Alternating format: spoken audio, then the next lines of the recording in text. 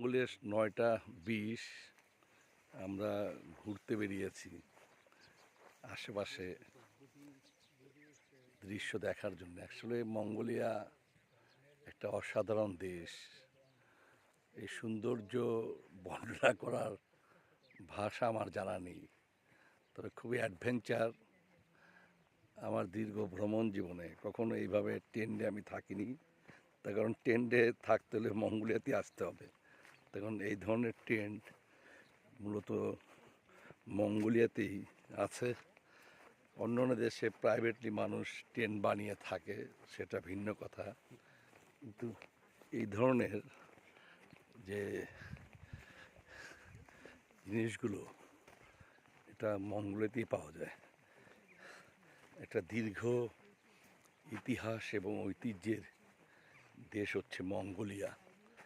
দীর্ঘ সময় এরা যুদ্ধ করে বেঁচে ছিল এবং এই দুর্গম এলাকায় সেই আদিকাল থেকে হাজার হাজার বছর যাবৎ এরা যে টেন্ট বানিয়ে আছে, কিভাবে খাবার পেয়েছে, কিভাবে পানি পেয়েছে, কিভাবে থেকেছে, এগুলো অনেক বিস্ময়ের একটি ব্যাপার। এটা সারা দুনিয়ারই ব্যাপার, তার কারণ সারা দুনিয়ায় এইরকম ছিল। না ছিল রাস্তাঘাট, না ছিল অন্য কোনো কিছু। তো এই দৃশ্যগুলো আসলে লাজবাব দৃশ্য, দেখলে মন ভরে যায়, হৃদয় মন জুড়িয়ে যায়।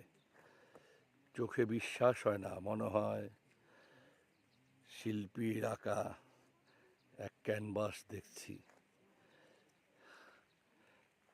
এই সৌন্দর্য চোখে দেখলে আসলে অনুভব করা যায় যে কোথায় আছি।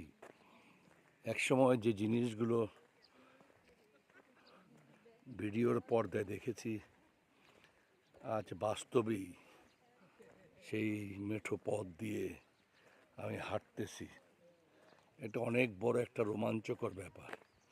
আমার সাথের দুই ট্যুরিস্ট, একজন ড্রাইভার আর একজন হচ্ছে গাইড।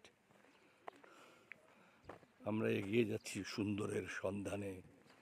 দূর দিগান্তে যেখানেই চোখ যায়, মাউন্টেন, পাহাড় আর পাহাড় সবুজে আচ্ছাদিত।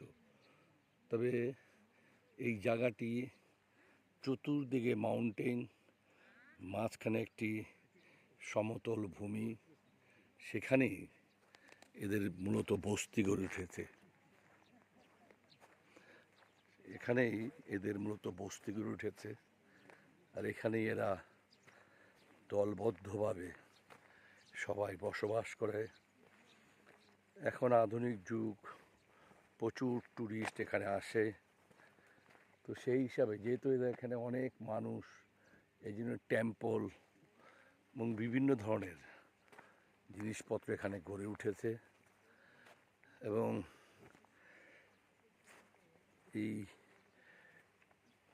এখানে দূর দিগন্তে যেদিকে চোখ যায়, এই ধরনের টেন্ট, তাঁবু বানিয়ে বহু পরিবার এখানে বসবাস করতেছে। যারা অ্যাডভেঞ্চার প্রিয় মানুষ, যারা ভ্রমণ পছন্দ করে, তাদের জন্য মঙ্গোলিয়া একটি আদর্শ জায়গা। আপনি সারাক্ষণ নতুন কিছু অনুভব করবেন, নতুন কিছু আপনি দেখবেন।